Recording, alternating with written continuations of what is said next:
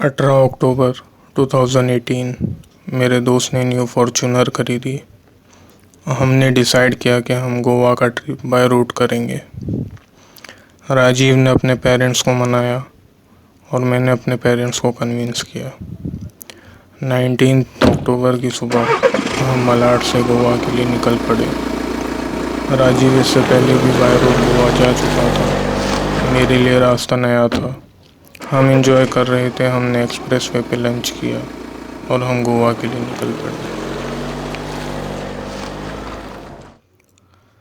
हमने शाम की चाय सोलापुर में एक गांव उहुलजंती में पी। राजीव की फॉर्च्यूनर बढ़िया परफॉर्मेंस दे रही थी। हम आगे बढ़े। रास्ता थोड़ा कंफ्यूजिंग होने लगा। हम वहाँ के लोकल से आगे का रास्ता पूछने लगे, पर उनमें से बहुत से लोकल सिर्फ कन्नड़ लैंग्वेज जानते थे। मैंने राजीव को नेविगेशन फॉलो करने की सलाह दी, पर उसे नेविगेशन पे इतना ट्रस्ट नहीं था। खैर, हमें एक MH47 नंबर प्लेट की ब्लैक i20 मिली। उसका ड्राइवर भी गोवा ही जा रहा था। उसने हमें उसकी गाड़ी को फॉलो करने के लिए कहा। हम उसके पीछे पीछे चलते रहे। रात के 3 बज चुके थे। हम अभी भी अपनी मंजिल से दूर थे। राजीव के कैलकुलेशन के अकॉर्डिंग हमें सुबह के 6:30 तक गोवा के होटल में चेक इन करने वाले थे। मैं और राजीव, हम दोनों थके हुए थे। हमें नींद आ रही थी। हमने डिसाइड किया कि हम एक दूसरे से बातें कर खुद को नींद से दूर रखेंगे। पूरा रोड अंधेरे से ढका हुआ था। रोड पे सिर्फ हम और i20। वहाँ की ठंड से हमें नींद की तलब और लगने लगी। हमने कार के AC को फैन मोड पे सेट कर लिया था। ऑल ऑफ द सडन वो ब्लैक i20 की स्पीड बढ़ने लगी। इस बार रास्ता बताने वाला कोई इंसान भी नज़र नहीं आ रहा था। हमने उसे चेस करने के लिए अपनी स्पीड बढ़ाई। हम 80 की स्पीड से 140 प्लस पे क्रूज कर रहे थे। राजीव कंटिन्यूस हॉर्न और पासिंग लाइट यूज़ कर रहा था ताकि वो i20 को स्लो डाउन करने के लिए भूल सके।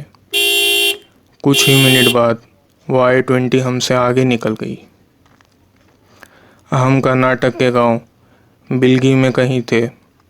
हमने डिसाइड किया कि हम फ्रेश होकर नेविगेशन के थ्रू अपनी आगे की डेस्टिनेशन तक पहुंचेंगे।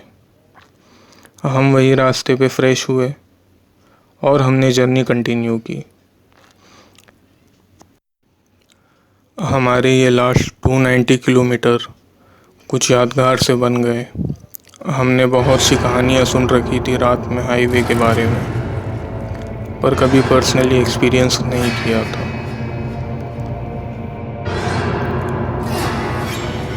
मलाड से सिर्फ हम 2 चले थे गोवा के लिए, पर एक्चुअल में हम 3 लोग थे। हाँ, आपने सही सुना, एक तीसरा बंदा भी था जिसे न्यू फॉर्च्यूनर की पार्टी चाहिए थी।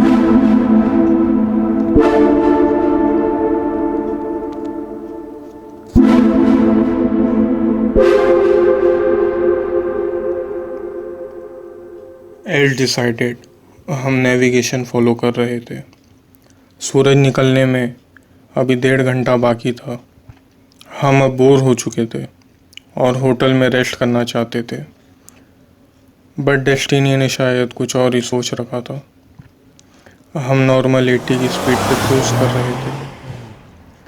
पीछे की सीट से कुछ गिरने की आवाज़ आती है। मुझे लगता है शायद स्पीड ब्रेकर क्रॉस करते वक्त बैक सीट से कुछ गिर गया होगा।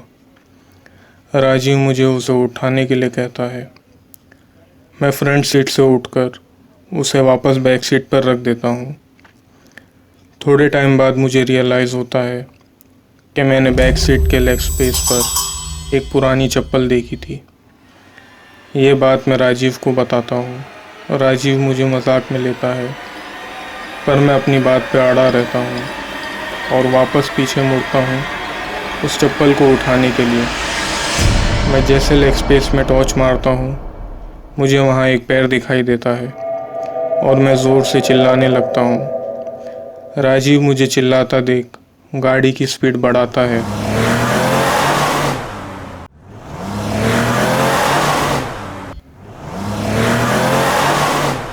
हमारा एसी फैन मोड पर होने के बाद भी हमें -1 डिग्री जितनी ठंड लगने लगती है। मैं हिम्मत करके फिर से एक बार टॉर्च बैक सीट पे मारता हूँ। इस बार मुझे कुछ दिखाई नहीं देता। हम अपनी स्पीड नॉर्मल कर लेते हैं और चलने लगते हैं। उतने में अचानक से कार के इलेक्ट्रॉनिक्स फेल कर जाते हैं। अब ये हमें वहम से बढ़कर कुछ और लगने लगता है। हम दोनों की नींद उड़ सी जाती है। रोड की विजिबिलिटी 1% से भी कम हो जाती है। हम दोनों प्रेयर करना शुरू कर देते हैं। हमारी गाड़ी के इलेक्ट्रॉनिक्स हर 3 सेकंड में ऑन ऑफ कर रहे होते हैं। राजीव अपनी जजमेंट पे ड्राइव करता है। हेडलैम्प्स जैसे ही 3 सेकंड के लिए ऑन होते हैं, राजीव को रोड पर एक काला कुत्ता दिखाई पड़ता है। वो हड़बड़ाहट में स्टीयरिंग व्हील को एक्सट्रीम राइट में मोड़ता है। गाड़ी राजीव के कंट्रोल से बाहर हो जाती है। हम एक पेड़ के साथ जा टकराते हैं। हम दोनों का सर डैशबोर्ड से टकरा जाता है और हम बेहोश हो जाते हैं।